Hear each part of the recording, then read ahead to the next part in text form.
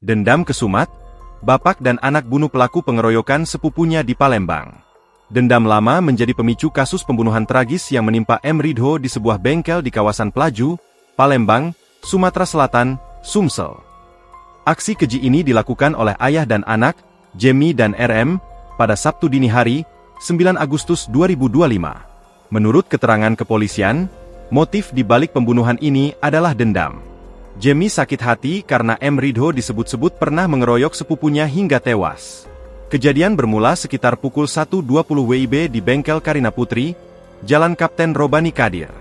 Pemilik bengkel, Septian Utama, terbangun karena mendengar suara ribut-ribut dan teriakan, "Tolong, tolong." Dari dalam bengkel, ia melihat 3 orang sedang mengeroyok korban. Karena mengira terjadi tawuran, Septian memilih tidak keluar dari bengkel. Beberapa menit kemudian, suasana kembali hening.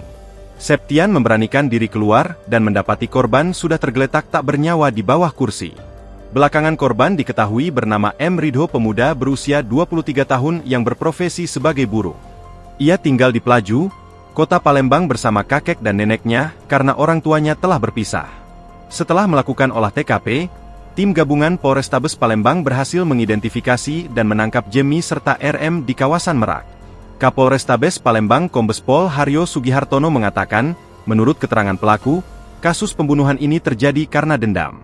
Korban disebut pernah terlihat pengeroyokan terhadap sepupu J, yang membuat ponakannya meninggal dunia. Atas perbuatannya, Jemi dan RM dijerat dengan pasal 338 KUHP tentang pembunuhan dan pasal 170 ayat 2 ke 3 KUHP dengan ancaman hukuman penjara 15 tahun. Download Tribun X sekarang, menghadirkan lokal menjadi Indonesia.